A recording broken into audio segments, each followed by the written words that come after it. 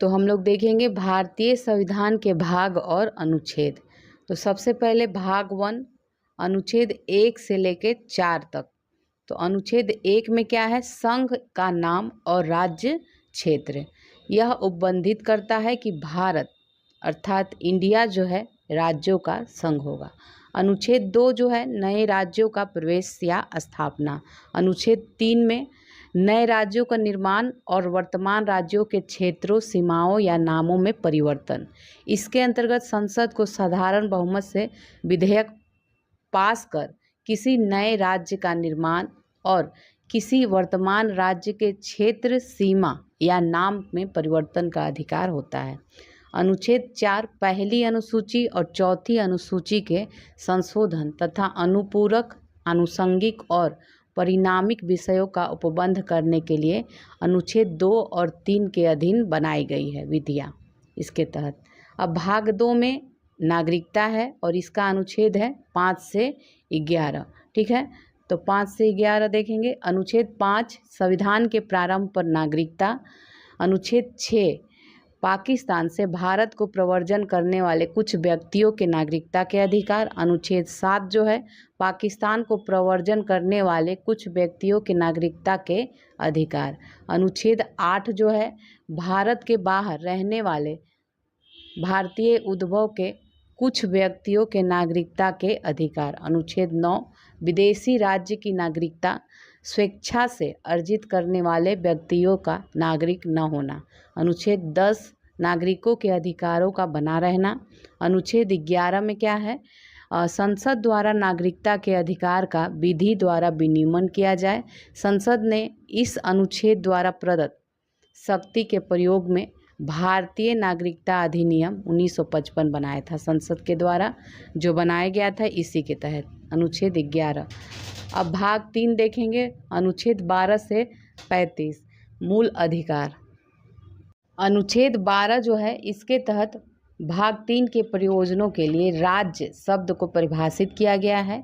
अनुच्छेद 13 मूल अधिकारों से असंगत या उनका अल्पीकरण करने वाली विधियों का शून्य होना। अब आगे देखेंगे अनुच्छेद मूल अधिकार है ना, तो अनुच्छेद सबसे पहले इसमें देखिए हम लोग देख रहे हैं मूल अधिकार का 12 से 35 तक में। तो 12-13 हो गया। अब 14 देखिए इसमें समता का अधिकार है। पहले मूल अधिकार में जो पहला है ये समता का अधिकार है। इसके अंतर्गत 14 से 18 आता है। तो अनुच्छेद 14 में विधि के समक्ष समता तथा विधियों का समान संरक्षण संबंधित है। अनुच्छेद 15 धर्म, मूलवंश, जाति, लिंग या जन्म स्थान के आधार पर विभेद का प्रतिषेध। अनुच्छेद 15(3) राज्य स्त्रियों के लिए विशेष उपबंध कर सकता है। अनुच्छेद 16 जो है लोक नियोजन के विषय में अवसर की समता। अनुच्छेद 16(4) के आधार पर पिछड़ा वर्ग को आरक्षण प्राप्त होता है। अनुच्छेद 17 अस्पृश्यता का अंत। अनुच्छेद 18 उपाधियों का अंत। दूसरा है स्वतंत्रता का अधिकार। तो अनुच्छेद इसके तहत 19 अनुच्छेद में क्या है, अनुच्छेद 19 जो है इसमें वाक्य स्वतंत्रता आदि विषयक कुछ अधिकारों का इसमें संरक्षण किया गया है। अनुच्छेद 20 अपराधों के लिए दोष सिद्धि के संबंध में संरक्षण। अनुच्छेद 21 प्राण एवं दैहिक स्वतंत्रता का संरक्षण। अनुच्छेद 21 का बालकों को शिक्षा का अधिकार संविधान अधिनियम 2002 द्वारा अंतः स्थापित। अनुच्छेद 22 कुछ दशाओं में गिरफ्तारी और निरोध से संरक्षण। शोषण के विरुद्ध अधिकार। इसके तहत अनुच्छेद 23 में मानव के दुर्व्यापार और बलात् श्रम का प्रतिषेध। अनुच्छेद 24 कारखानों आदि में बालकों के नियोजन का प्रतिषेध। 14 वर्ष के बालकों पर ये लागू है तक के। चौथा है धर्म की स्वतंत्रता का अधिकार। इसके तहत अनुच्छेद 25 में अंतःकरण की और धर्म के अबाध रूप से मानने, आचरण और प्रचार करने की स्वतंत्रता। अनुच्छेद 26 धार्मिक कार्यों के प्रबंध की स्वतंत्रता। अनुच्छेद 27 किसी विशिष्ट धर्म की अभिवृद्धि के लिए करों के संदाय के बारे में स्वतंत्रता। अनुच्छेद 28 कुछ शिक्षा संस्थाओं में धार्मिक शिक्षा या धार्मिक उपासना में उपस्थित होने के बारे में स्वतंत्रता। अब आगे देखेंगे 5वां जो है ये संस्कृति और शिक्षा संबंधी अधिकार। तो इसमें अनुच्छेद 29 जो है अल्पसंख्यक वर्गों के हितों का संरक्षण, अनुच्छेद 30 जो है शिक्षा संस्थाओं की स्थापना और प्रशासन करने का अल्पसंख्यक वर्गों का अधिकार, अनुच्छेद 31 जो है संपत्ति का अनिवार्य अर्जन 44वें संविधान संशोधन अधिनियम 1978 द्वारा निश्चित है। अनुच्छेद 31 को संपदाओं आदि के अर्जन के लिए उपबंध करने वाली विधियों की विवर्ती। अनुच्छेद 31 ख है कुछ अधिनियमों और विनियमों का विधि मान्यकरण।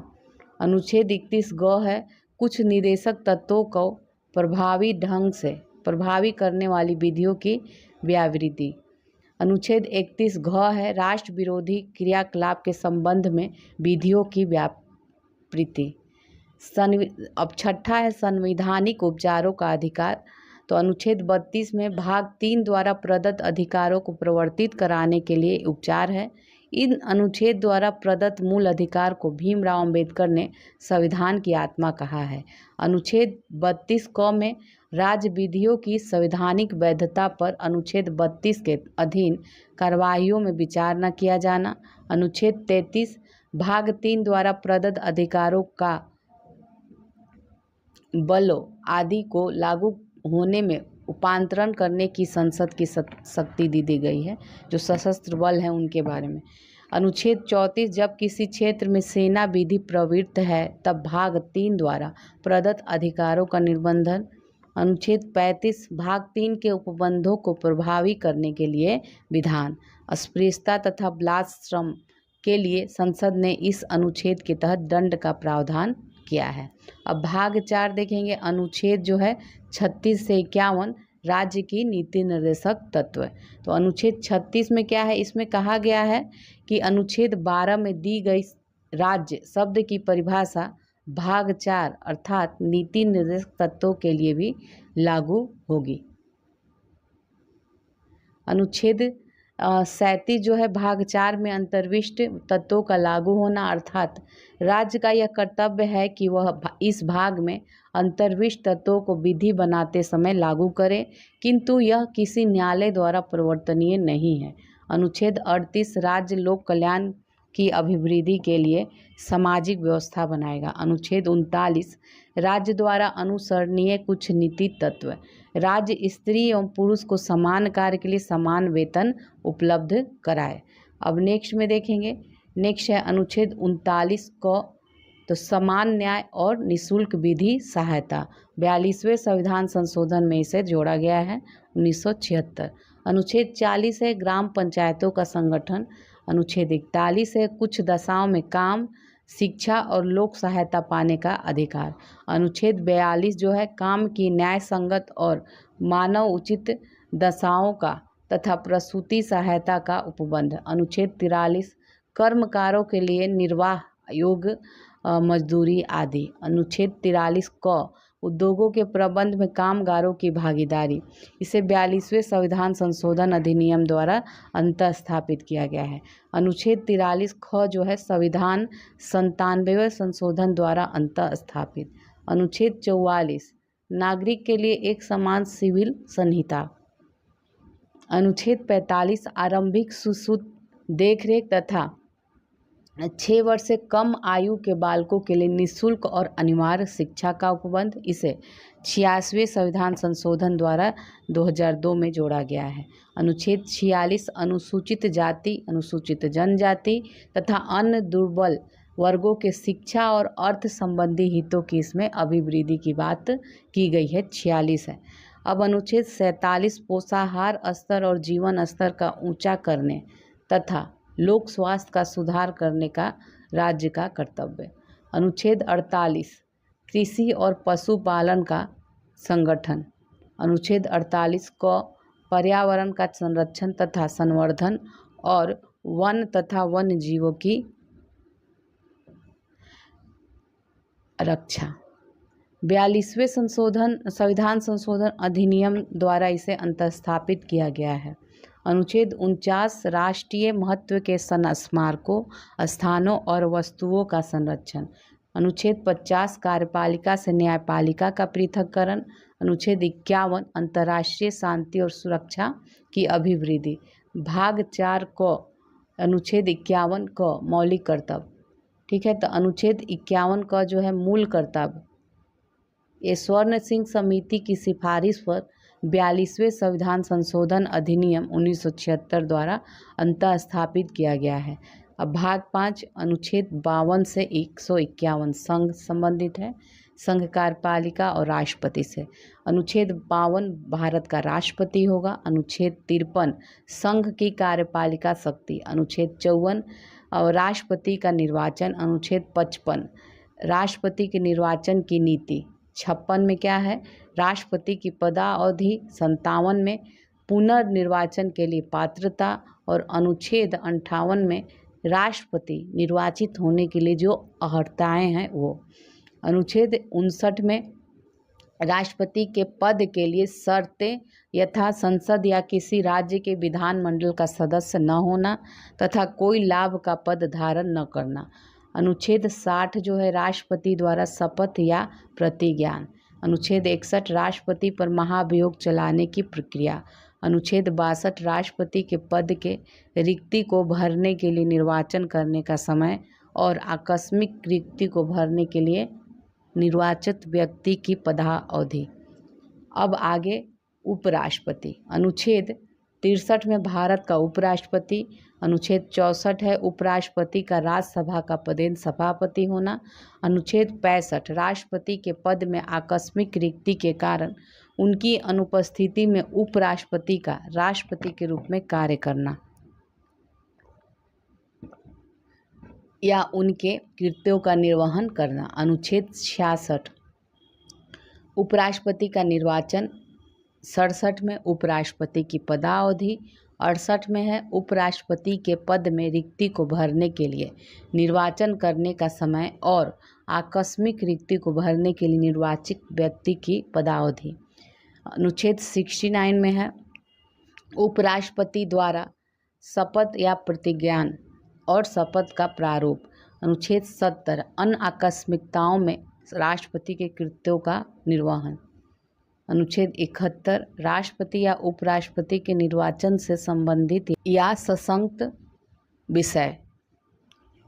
अनुच्छेद 72 क्षमा आदि की और कुछ मामलों में दंडादेश के निलंबन, परिहार, लघुकरण की राष्ट्रपति की शक्ति। अनुच्छेद 73 है संघ की कार्यपालिका शक्ति का विस्तार। अब मंत्रिपरिषद। अनुच्छेद 74 में राष्ट्रपति की सहायता और सलाह देने के लिए मंत्रिपरिषद। अनुच्छेद 75 है मंत्रियों के बारे में अन्य उपबंध, प्रधानमंत्री की नियुक्ति। अब भारत का महान्यायवादी। अनुच्छेद 76 भारत का महान्यायवादी होगा। अनुच्छेद 77 भारत का सरकार के कार्य का संचालन। इसके अनुसार भारत सरकार की समस्त कार्यपालिका कार्रवाइयों जो है राष्ट्रपति के नाम से की जाएगी। अनुच्छेद 78 राष्ट्रपति को जानकारी देने आदि के संबंध में प्रधानमंत्री के कर्तव्य। अब आगे देखेंगे संसद। ठीक है, तो अनुच्छेद 79 संसद का गठन। अनुच्छेद 80 में राज्यसभा की संरचना। 81 में लोकसभा की संरचना। 82 में प्रत्येक जनगणना के बाद राज्यों को लोकसभा में स्थानों का आवंटन व राज्यों का प्रादेशिक निर्वाचन क्षेत्रों में विभाजन का पुनः समायोजन। अनुच्छेद 83 जो है संसद के सदनों की अवधि। अनुच्छेद 84 है संसद की सदस्य के लिए अर्हता। अनुच्छेद 85 संसद के सत्र, सत्रावसान और विघटन। अनुच्छेद 86 है सदनों के अभिभाषण का और उनको संदेश भेजने का राष्ट्रपति का अधिकार। अनुच्छेद 87 राष्ट्रपति का विशेष अभिभाषण। अनुच्छेद 88 सदनों के बारे में मंत्रियों और महान न्यायवादी के बोलने व भाग लेने का अधिकार, किंतु मत देने का अधिकार नहीं। संसद के अब अधिकारी। अनुच्छेद 89 राज्यसभा का सभापति और उपसभापति। अनुच्छेद 90 उपसभापति का रिक्त होना, पद त्याग और पद से हटाया जाना। 91 जो है सभापति के पद के कर्तव्यों का पालन करना और यह सभापति के रूप में कार्य करने की उपसभापति या अन्य व्यक्ति की शक्ति।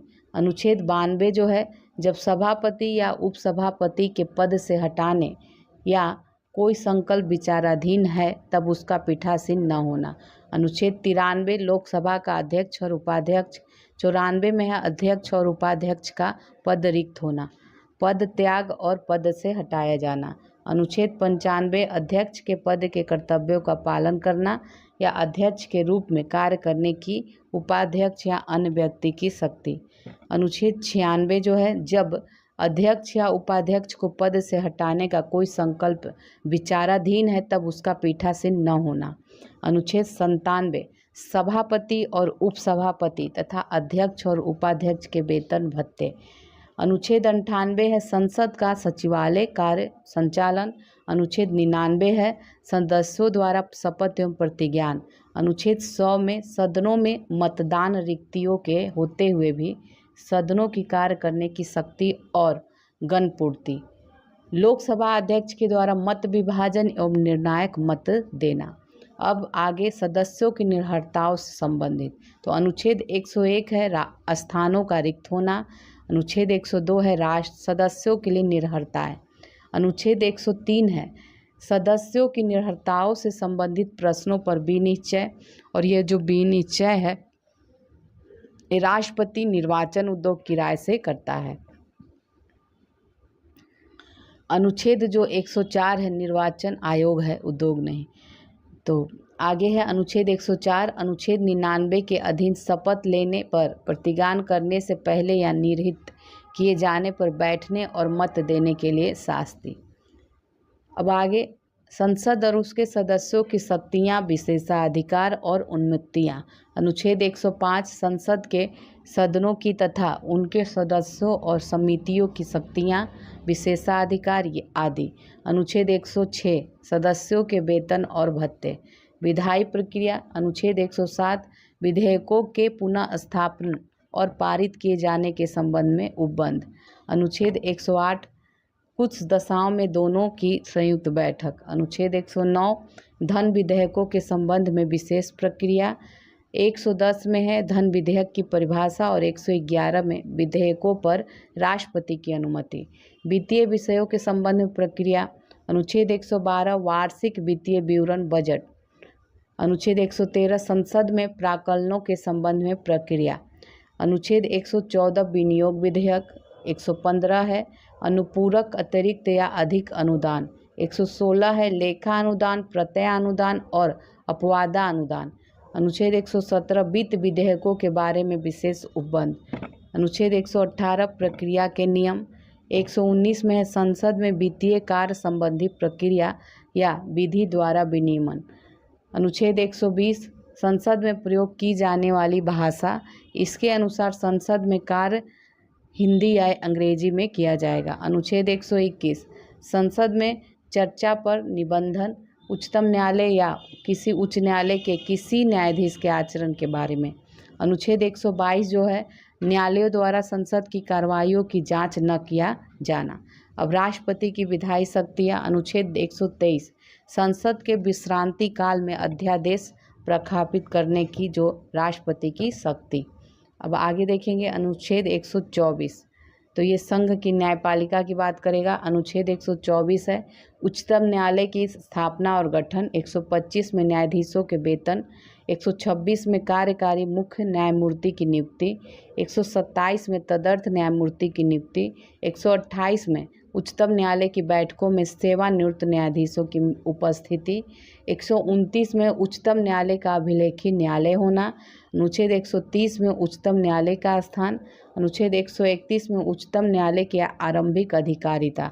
131 क में केंद्रीय विधियों की संवैधानिक वैधता से संबंधित प्रश्नों के बारे में उच्चतम न्यायालय की अनन्य अधिकारिता। अनुच्छेद 132 है कुछ मामलों में उच्च न्यायालयों से अपीलों में उच्चतम न्यायालय की अपीली अधिकारिता। 133 है उच्च न्यायालयों में सिविल विषयों से संबंधित अपीलों में उच्चतम न्यायालय की अपीली अधिकारिता। अनुच्छेद 134 दांडिक विषयों में उच्चतम न्यायालय की अपीली अधिकारिता। 134 का उच्चतम न्यायालय में अपील के लिए प्रमाण पत्र। अनुच्छेद 135 विद्यमान विधि के अधीन फेडरल न्यायालय की अधिकारिता और शक्तियों का उच्चतम न्यायालय द्वारा प्रयोक्तव्य होना। अनुच्छेद 136 अपील के लिए उच्चतम न्यायालय की विशेष इजाज़त। 137 निर्णयों या आदेशों का उच्चतम न्यायालय द्वारा पुनर्विलोकन। अनुच्छेद 138 उच्चतम न्यायालय की अधिकारिता की वृद्धि। 139 जो है कुछ रिट निकालने की शक्तियों का उच्चतम न्यायालय को प्रदत्त किया जाना। अनुच्छेद 140 उच्चतम न्यायालय की आनुषंगिक शक्तियाँ। ये 141 है उच्चतम न्यायालय द्वारा घोषित विधि का सभी न्यायालयों पर आबद्धकार होना। अनुच्छेद 142 उच्चतम न्यायालय की डिक्रियों और आदेशों का प्रवर्तन और प्रकटीकरण आदि के बारे में आदेश। अनुच्छेद 143 है उच्चतम न्यायालय से परामर्श करने की राष्ट्रपति की शक्ति। अनुच्छेद 144 सिविल और न्यायिक प्राधिकारियों द्वारा उच्चतम न्यायालय। अनुच्छेद 144 को विधियों की संवैधानिक वैधता से संबंधित प्रश्नों के निपटारे के बारे में विशेष उपबंध। 145 जो है अनुच्छेद ये न्यायालय के नियम आदि संबंधित है। 146 उच्चतम न्यायालय के अधिकारी और सेवक तथा व्यय। अनुच्छेद 147 निर्वाचन से संबंधित है।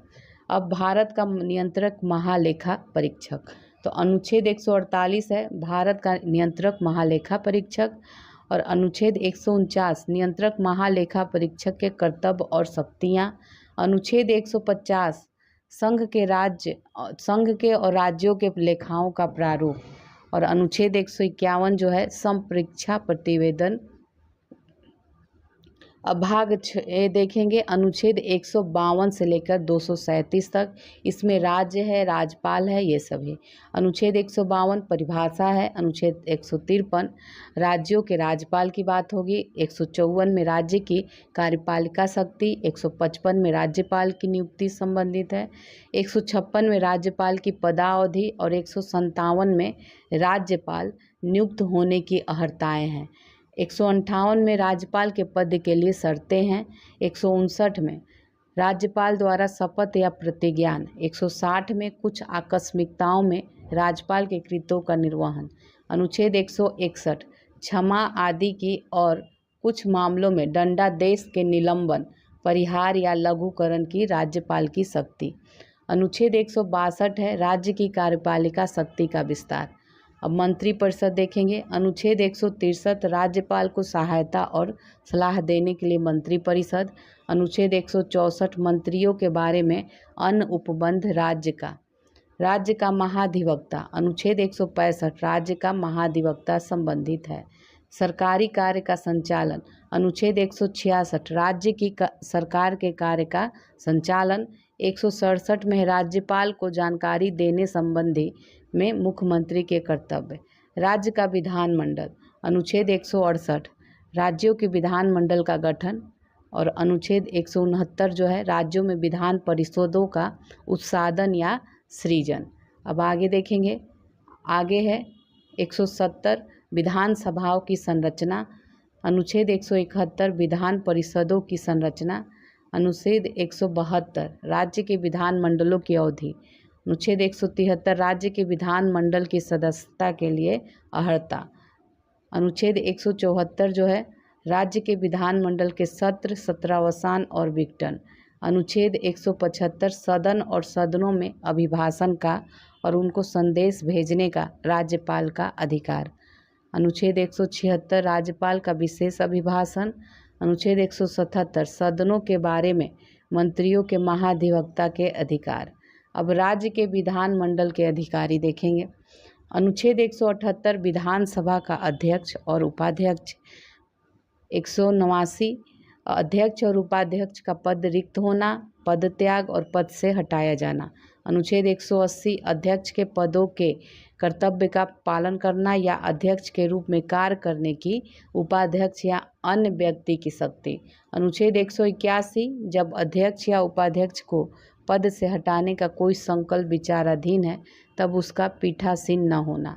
अनुच्छेद 182 विधान परिषद का सभापति और उपसभापति। अनुच्छेद 183 जो है सभापति और उपसभापति पद का रिक्त होना, पद त्याग और पद से हटाया जाना। अनुच्छेद 184 सभापति के पद के कर्तव्यों का पालन करने या सभापति के रूप में कार्य करने की उपसभापति या अन्य व्यक्ति की शक्ति। अनुच्छेद 185 जब सभापति या उपसभापति के पद से हटाने का कोई संकल्प विचाराधीन हो तो उसका पीठासीन न होना। अनुच्छेद 186 अध्यक्ष और उपाध्यक्ष तथा सभापति और उपसभापति के वेतन और भत्ते। अनुच्छेद 187 राज्य के विधानमंडल का सचिवालय कार्य संचालन। अब कार्य का संचालन। अनुच्छेद 188 सदस्यों द्वारा शपथ का प्रतिज्ञान। अनुच्छेद 189 सदनों में मतदान रिक्तियों के होते हुए भी सदस्यों की कार्य करने की शक्ति और गणपूर्ति। सदस्यों की निर्भरताएं। सदस्यों की निर्भरताएं 190 अनुच्छेद है। स्थानों का रिक्त होना। अनुच्छेद 191 सदस्यता के लिए निर्भरताएं। अब आगे देखेंगे अनुच्छेद 192 ये सदस्यों की निर्भरताओं से संबंधित प्रश्नों पर विनिश्चय। अनुच्छेद 193 अनुच्छेद 188 के अधीन शपथ लेने या प्रतिज्ञा करने से पहले या अहर्त होने न होते हुए निर्हृत किए जाने पर बैठने और मत देने के लिए राज्यों के विधानमंडलों और उनके सदस्यों की शक्तियाँ, विशेषाधिकार और उन्मुक्तियाँ। राज्यों के विधानमंडलों और उनके सदस्यों की शक्तियाँ और विशेषाधिकार। अनुच्छेद 194 विधानमंडलों के सदन की तथा सदस्यों और समितियों की शक्तियाँ, विशेषाधिकार आदि। अनुच्छेद 195 सदस्यों के वेतन और भत्ते। अब विधायी प्रक्रिया। अनुच्छेद 196 विधेयकों के पुनः स्थापन और पारित किए जाने के संबंध में। अनुच्छेद 197 धन विधेयकों से भिन्न विधेयकों के बारे में विधान परिषद की शक्तियों पर निबंधन। अनुच्छेद 198 धन विधेयकों के संबंध में विशेष प्रक्रिया। अनुच्छेद 199 धन विधेयक की परिभाषा। अनुच्छेद 200 विधेयकों पर अनुमति। अनुच्छेद 201 विचार के लिए आरक्षित विधि। वित्तीय विषयों के संबंध में प्रक्रिया। अनुच्छेद 202 वार्षिक वित्तीय विवरण। अनुच्छेद 203 विधानमंडल में प्राक्कलनों के संबंध में प्रक्रिया। अनुच्छेद 204 ये विनियोग विधेयक संबंधित है। अनुच्छेद 205 अनुपूरक, अतिरिक्त या अधिक अनुदान। अनुच्छेद 206 लेखा अनुदान, प्रत्यानुदान और अपवादा अनुदान। अनुच्छेद 207 वित्त विधेयकों के बारे में विशेष उपबंध। 208 है प्रक्रिया के नियम। 209 है राज्य के विधानमंडल में वित्तीय कार्य संबंधी प्रक्रिया का विधि द्वारा विनियमन। अनुच्छेद 210 है विधानमंडलों में प्रयोग की जाने वाली भाषा। अनुच्छेद 211 विधानमंडल में चर्चा पर निर्बंधन। अनुच्छेद 212 न्यायालय द्वारा विधानमंडल की कार्रवाइयों की जांच न किया जाना। राज्यपाल की विधायी शक्ति। तो अनुच्छेद 213 ये विधानमंडल के विश्रांति काल में अध्यादेश प्रख्याति करने को राज्यपाल की शक्तियाँ। अब आगे है अनुच्छेद अब राज्यों के उच्च न्यायालय से संबंधित। अनुच्छेद 214 राज्यों के लिए उच्च न्यायालय होगा। 215 में उच्च न्यायालयों का अभिलेखीय न्यायालय होना। 216 में उच्च न्यायालयों का गठन। 217 में उच्च न्यायालयों के न्यायाधीश की नियुक्तियां और उसके पद की शर्तें। अनुच्छेद 218 में उच्चतम न्यायालय संबंधित कुछ उपबंधों का उच्च न्यायालयों को लागू होना। 219 में है उच्च न्यायालय के न्यायाधीशों द्वारा शपथ या प्रतिज्ञान। 220 है अस्थायी न्यायाधीश रहने के पश्चात व्यवसाय पर निर्बंधन। अनुच्छेद 221 है न्यायाधीशों के वेतन। 222 जो है ये किसी न्यायाधीश का एक उच्च न्यायालय से दूसरे उच्च न्यायालय को अंतरण। अनुच्छेद 223 कार्यकारी मुख्य न्यायमूर्ति की नियुक्ति। अनुच्छेद 224 अपर और कार्यकारी न्यायाधीशों की नियुक्ति। अनुच्छेद 224 क उच्च न्यायालयों की बैठकों में सेवानिवृत्त न्यायाधीशों की नियुक्ति। अनुच्छेद 225 विद्यमान उच्च न्यायालयों की अधिकारिता। अनुच्छेद 226 कुछ रीट निकालने की उच्च न्यायालय की शक्ति। अनुच्छेद 226 क अनुच्छेद 226 के अधीन कार्रवाइयों में केंद्रीय विधियों की संवैधानिक वैधता पर विचार न किया जाना। अनुच्छेद 227 सभी न्यायालयों के अधीक्षण की उच्च न्यायालय की शक्ति। अनुच्छेद 228 कुछ मामलों का उच्च न्यायालय को अंतरण। 228 को राज्य विधियों की संवैधानिक वैधता से संबंधित प्रश्नों के निपटारे के लिए बारे में विशेष उपबंध। अनुच्छेद 229 उच्च न्यायालय के अधिकारी और सेवक तथा व्यय। अनुच्छेद 230 उच्च न्यायालयों की अधिकारिता का संघ राज्य क्षेत्रों पर विस्तार। अनुच्छेद 231 दो या अधिक राज्यों के लिए एक ही उच्च न्यायालय की स्थापना। और अनुच्छेद 232 निरसित किया गया है। अब अधीनस्थ न्यायालय। अनुच्छेद 233 जो है जिला न्यायाधीशों की नियुक्ति से संबंधित है। अनुच्छेद 233 को उच्च जिला न्यायाधीशों की नियुक्तियों का और उनके द्वारा किए गए निर्णयों आदि का विधि मान्यकरण। अनुच्छेद 234 न्यायिक सेवा में जिला न्यायाधीशों से भिन्न व्यक्तियों की भर्ती। आगे देखेंगे अनुच्छेद 235 ये आपका हो जाएगा अधीनस्थ न्यायालयों पर नियंत्रण। अनुच्छेद 236 निर्वाचन। अनुच्छेद 237 कुछ वर्ग या वर्गों के मजिस्ट्रेटों पर इस अध्याय के उपबंधों का लागू होना। भाग 7 अब देखेंगे अनुच्छेद 238 पहली अनुसूची के भाग ख के राज्य इसमें है। और अनुच्छेद 238 जो है 7वां संविधान संशोधन अधिनियम 1956 द्वारा इसको निरसित कर दिया गया है। अब भाग 8 देखेंगे अनुच्छेद 239 से 242 संघ राज्य क्षेत्र। अनुच्छेद 239 जो है संघ राज्य क्षेत्रों के प्रशासन की बात करता है। और 239 क है कुछ संघ राज्य क्षेत्रों के लिए स्थानीय विधानमंडल या मंत्री परिषदों का या दोनों का सृजन। अनुच्छेद 239 क में दिल्ली के संबंध में विशेष उपबंध। 239 क ख में संवैधानिक तंत्र के विफल हो जाने की दशा में उपबंध। 239 ख में है विधानमंडल के विश्रांति काल में अध्यादेश प्रख्यापित करने की प्रशासक की शक्तियाँ। 240 में है कुछ संघ राज्य क्षेत्रों के लिए स्थानीय विधानमंडल या मंत्री परिषदों का या दोनों का सृजन। अनुच्छेद 241 संघ राज्य क्षेत्रों के लिए उच्च न्यायालय। 242 में कोडगु।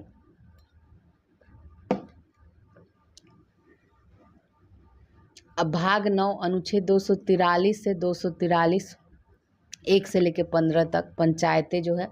अनुच्छेद 243 में पंचायतों की परिभाषा है। 243 क में ग्राम सभा। 243 ख में पंचायतों का गठन। 243 ग में पंचायतों की संरचना। 243 घ में स्थानों का आरक्षण। 243 अंग में ये पंचायतों की अवधि आदि। 243 च में है सदस्यता की निर्भरताएं। 243 छ में पंचायतों की शक्तियां, प्राधिकार और उत्तरदायित्व। 243 ज में पंचायतों द्वारा कर अधिरोपित करने की शक्तियां और उनकी निधियां। 243 झ ये वित्तीय स्थिति के पुनर्विलोकन के लिए वित्त आयोग की गठन। 243 इ जो है पंचायतों के लेखाओं की परीक्षा। 243 ट पंचायतों के लिए निर्वाचन। और 243 ठ जो है संघ राज्य क्षेत्रों को लागू होना। 243 ड इस भाग का कतिपय क्षेत्रों को लागू न होना। अब आगे देखेंगे 243 ढ विद्यमान और विधियों और पंचायतों का बना रहना। अनुच्छेद 43 243 9 निर्वाचन संबंधी मामलों में न्यायालय के हस्तक्षेप का वर्णन। अब भाग 9 क अनुच्छेद 243 में 16 से लेके 23 तक तो नगर पालिकाएँ हैं। 243 त में परिभाषाएं। 243 थ में नगर पालिकाओं का गठन। 243 द में नगर पालिकाओं की संरचना। 243 ध में वार्ड समिति आदि का गठन और संरचना। 243 न में स्थानों का आरक्षण। 243 प में नगर पालिकाओं की अवधि आदि। 243 फ में सदस्यता के लिए निर्भरताएं। 243 ब में नगर पालिकाओं आदि की शक्तियां, प्राधिकार और उत्तरदायित्व। 243 भ जो है नगर पालिकाओं द्वारा कर अधिरोपित करने की शक्ति और उनकी निधियां। 243 म वित्त आयोग। 243 य नगर पालिकाओं के लेखाओं की संपरीक्षा। 243 य क में नगर पालिकाओं के लिए निर्वाचन। 243 य ख में संघ राज्य क्षेत्रों को लागू होना। 243 य ग में इस भाग का कतिपय क्षेत्रों को लागू न होना। 243 य घ में जिला योजना के लिए समिति। 243 य अंग में महानगर योजना के लिए समिति। 243 य च में विद्यमान विधियों और नगर पालिकाओं का बना रहना। अनुच्छेद 243 य 6 ये निर्वाचन संबंधी मामलों में न्यायालयों के हस्तक्षेप का वर्जन करता है। अब भाग 9 ख अनुच्छेद 243 37 से 243 46 तक सहकारी समितियां। तो 243 य ज में परिभाषाएं हैं और 243 य झ में सहकारी सोसाइटी का निगमन से संबंधित है। अनुच्छेद 243 य में मंडल तथा इसके पदधारकों की संख्या तथा पद अवधि। 243 य ट में मंडल के सदस्यों का निर्वाचन। 243 य ढ में मंडल का अधिग्रहण एवं निलंबन तथा अंतरिम प्रबंध। अनुच्छेद 243 य ड में सहकारी सोसाइटियों के लेखाओं का अंकेक्षण। 243 य ढ में शासी निकाय की बैठकों का आयोजन करना है। 243 य न में सूचना प्राप्त करने का सदस्य का अधिकार। 243 य त में ब्यूरोनियां है। 243 य थ में अपराध एवं दंड। अब आगे है 243 य द बहुराज्यीय सहकारी सोसाइटियों के लिए अनुप्रयोग। अनुच्छेद 243 य ध ये संघ शासित क्षेत्रों के लिए अनुप्रयोग। अनुच्छेद 243 य न विद्यमान विधियों की सततता। अब भाग 10 अनुच्छेद 243 243 नहीं है, भाग 10 है। अनुच्छेद 244 से 244 को अनुसूचित और जनजाति क्षेत्र। तो 244 में है अनुसूचित क्षेत्रों और जनजाति क्षेत्रों का प्रशासन और 244 क में है असम के कुछ जनजाति क्षेत्रों को समाविष्ट करने वाला एक स्वशासी राज्य बनाना और उसके लिए स्थानीय विधानमंडल या मंत्री परिषद का या दोनों का सृजन। अब भाग 11 में है अनुच्छेद 245 से 263 संघ और राज्यों के बीच संबंध। तो सबसे पहले विधायी संबंध देखेंगे। तो अनुच्छेद 242 में है संसद और राज्यों के विधान मंडलों द्वारा बनाई गई विधियों का विस्तार। अनुच्छेद 246 में क्या है संसद और राज्यों के विधान मंडलों द्वारा बनाई गई विधियों का विषय वस्तु।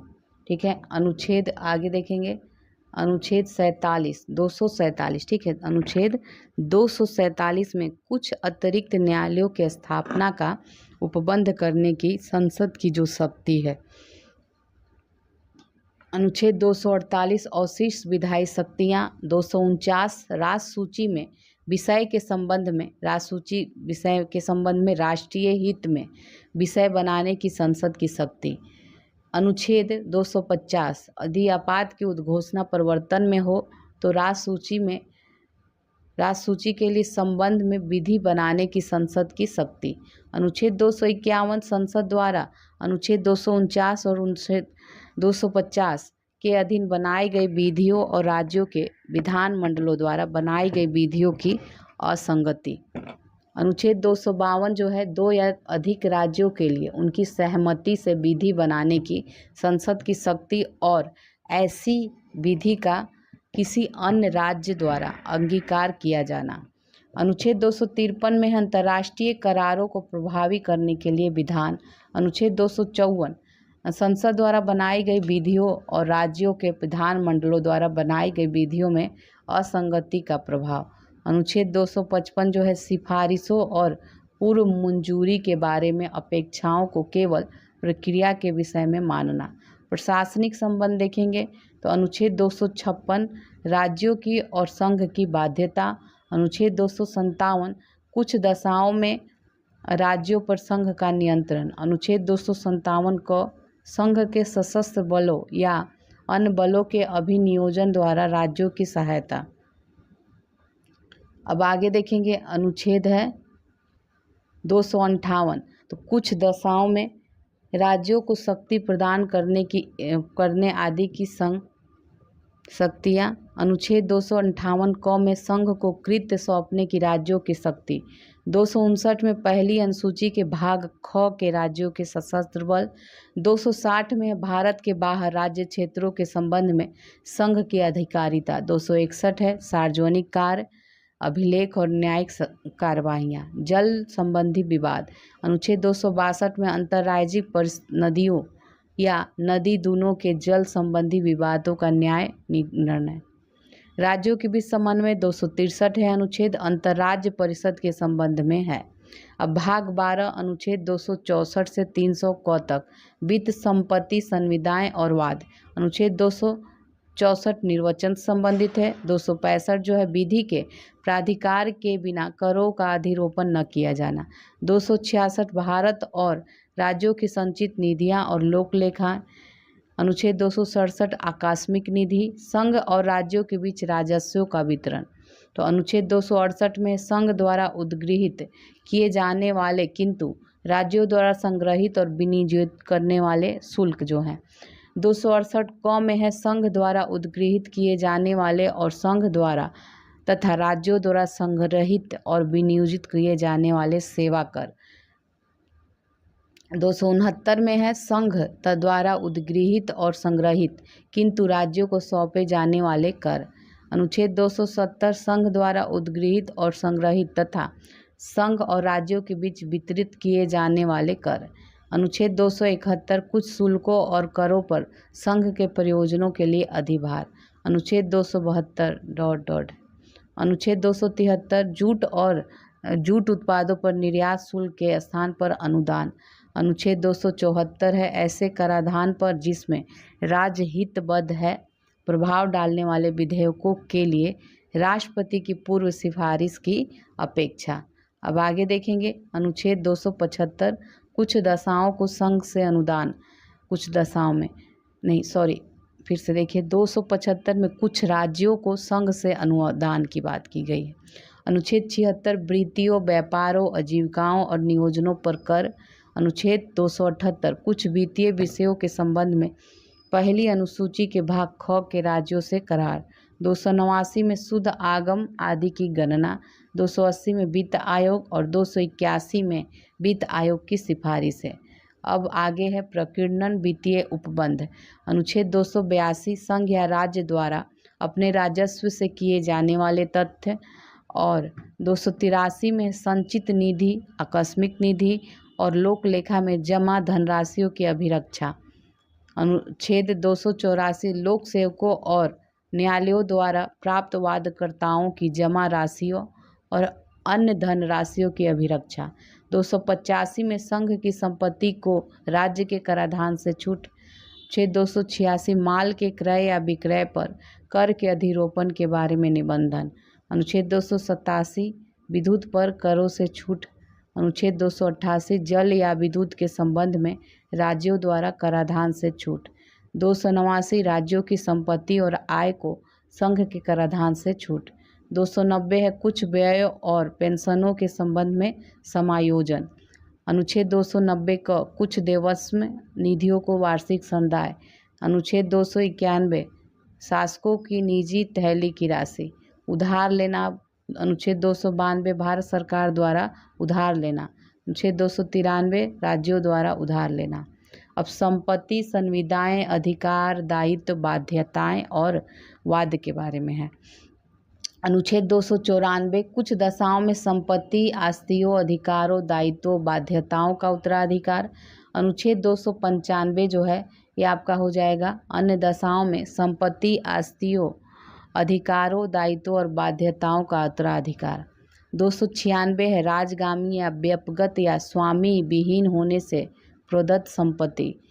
अनुच्छेद 297 जो है राज्य क्षेत्रीय सागर खंड या महाद्वीपीय मगनतट भूमि में स्थित मूल्यवान चीज़ों और अनन्य आर्थिक क्षेत्र के संपत्ति स्रोतों का संघ में निहित होना।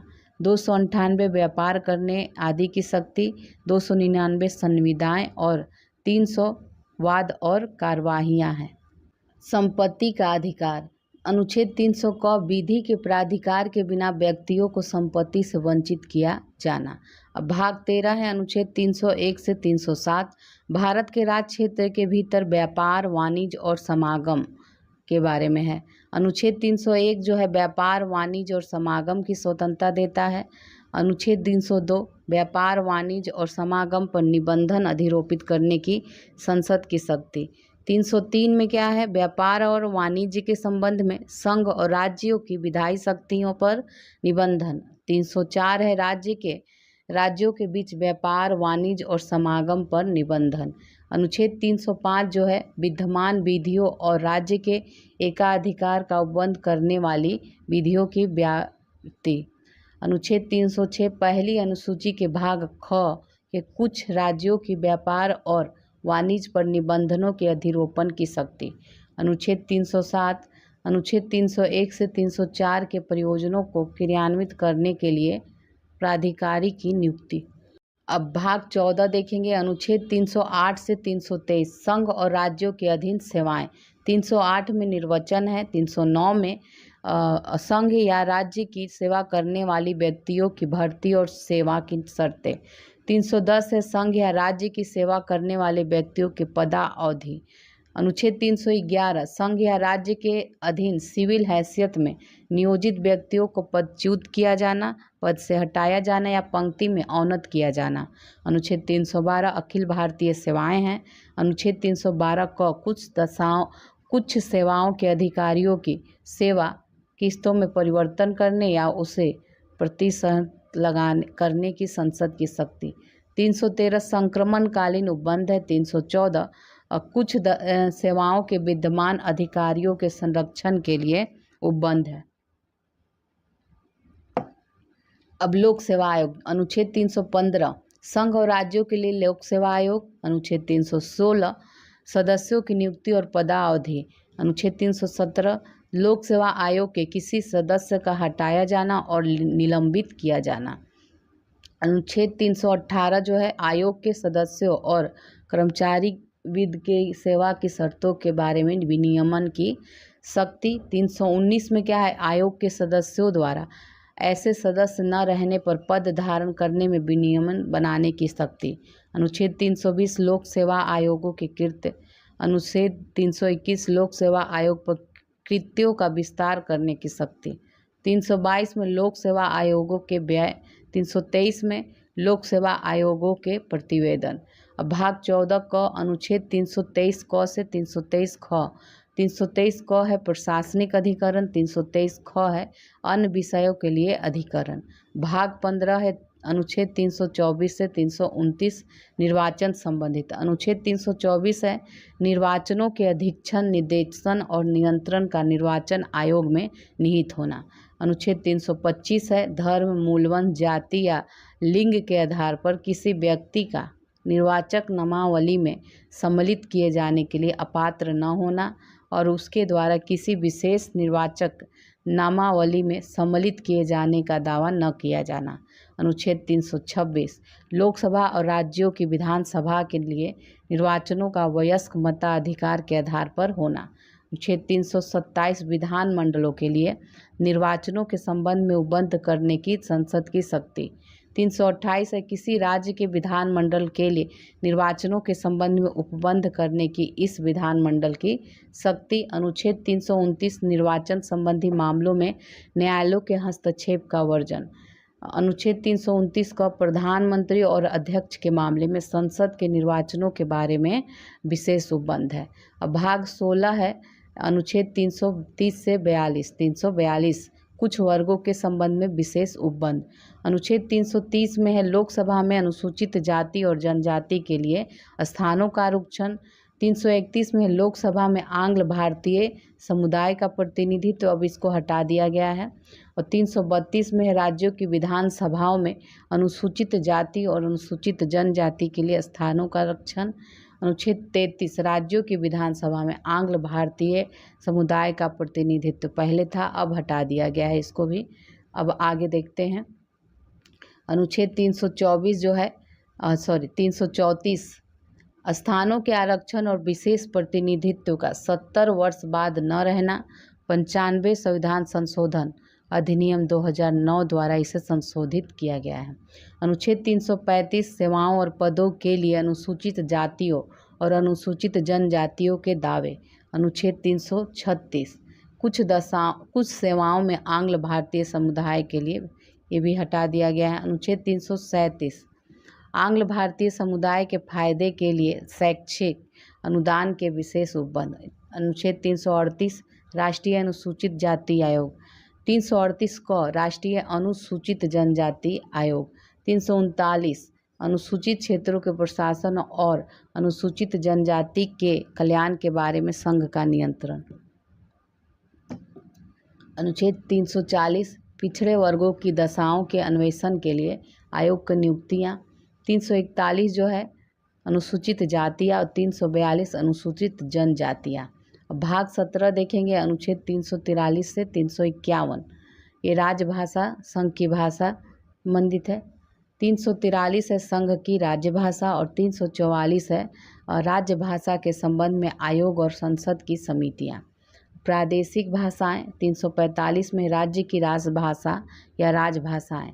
346 एक राज्य और दूसरे राज्य के बीच किसी राज्य और संघ के बीच पत्र आदि की जो राजभाषा है।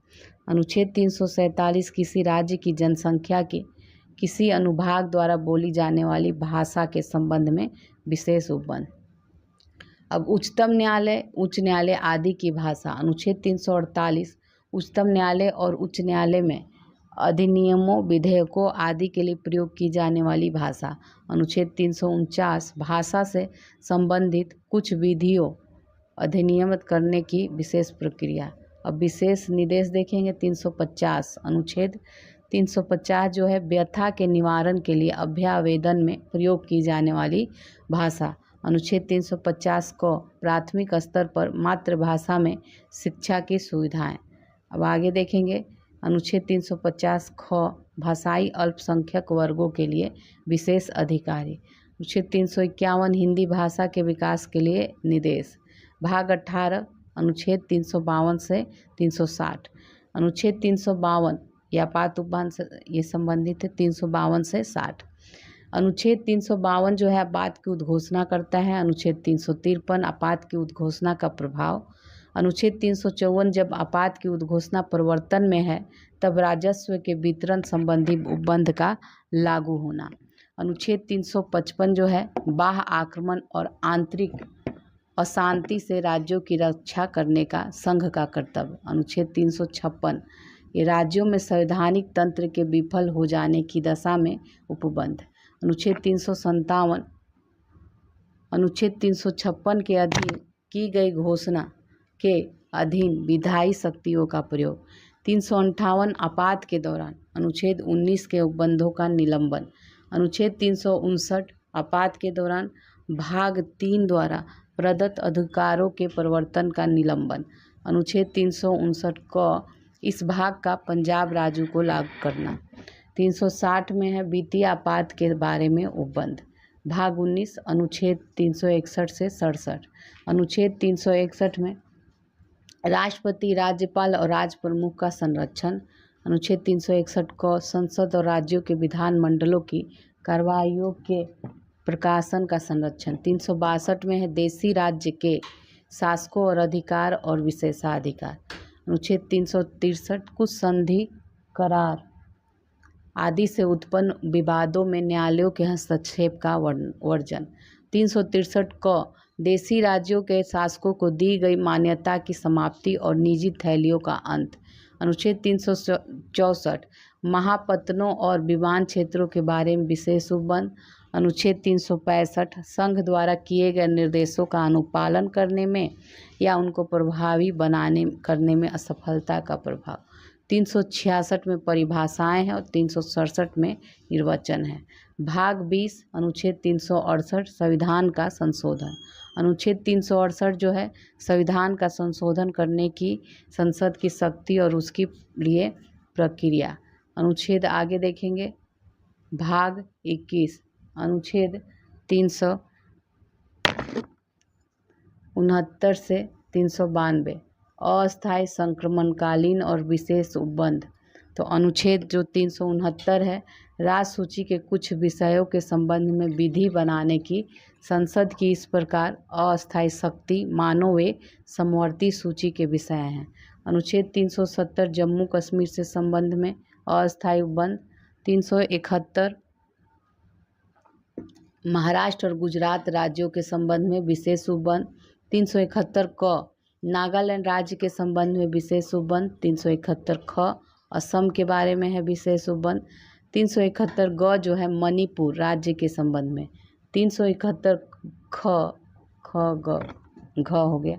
आंध्र प्रदेश राज्य के संबंध में और विशेष उपबेन और 371 अंगा जो है आंध्र प्रदेश के केंद्रीय विश्वविद्यालय की स्थापना से संबंधित है। 371 च जो है सिक्किम राज्य के संबंध में विशेष उपबंध। 371 छ मिजोरम राज्य के संबंध में विशेष उपबंध। 371 ज अरुणाचल प्रदेश से संबंधित है। 371 झ गोवा से संबंधित है। 372 विद्यमान विधियों का प्रवर्तन बने रहना और उनका अनुकूलन। 372 क में विधियों का अनुकूलन करने की राष्ट्रपति की शक्ति। 373 में निवारक निरोध में रखे गए व्यक्तियों के संबंध में कुछ दशाओं में आदेश करने की राष्ट्रपति की शक्ति। 374 जो है फेडरल न्यायालय के न्यायाधीशों और फेडरल न्यायालय में या सब परिषद हिच मजेटी के समक्ष कार्रवाइयों के बारे में उपबंध। 375 में क्या है, संविधान के उपबंधों के अधीन रहते हुए न्यायालयों, प्राधिकारियों और अधिकारियों का कृत्य करते रहना। 376 है उच्च न्यायालय के न्यायाधीशों के बारे में उपबंध। 377 भारत के नियंत्रक महालेखा के परीक्षक। 378 लोक सेवा आयोग के उपबंध। 378 क आंध्र प्रदेश विधानसभा की अवधि के बारे में विशेष उपबंध। 369 निश्चित है और 392 जो है 300 देखिए 69 70 नहीं 378 तक हो गया था क में, ये है 389 से 91 निश्चित है और 392 जो है कठिनाइयों को दूर करने की राष्ट्रपति की शक्ति। आगे देखेंगे भाग 22 है अनुच्छेद 393 से 95 संक्षिप्त नाम प्रारंभ हिंदी में प्राधिकृत पाठ और निरसन। 393 जो है संक्षिप्त नाम, इस संविधान का संक्षिप्त नाम भारत का संविधान है।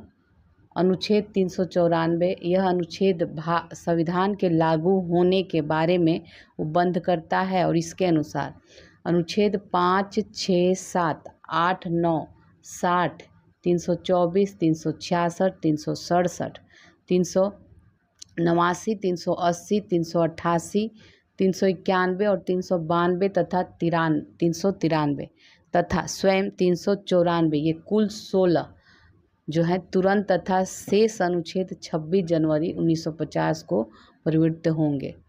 अनुच्छेद 394 क हिंदी भाषा में प्राधिकृत पाठ और अनुच्छेद 395 जो है संविधान के लागू होते ही पहले के सभी अधिनियम रद्द हैं। ठीक है, जो 1909, 1919 के और 1935 के जो सब अधिनियम थे वो रद्द हो गए।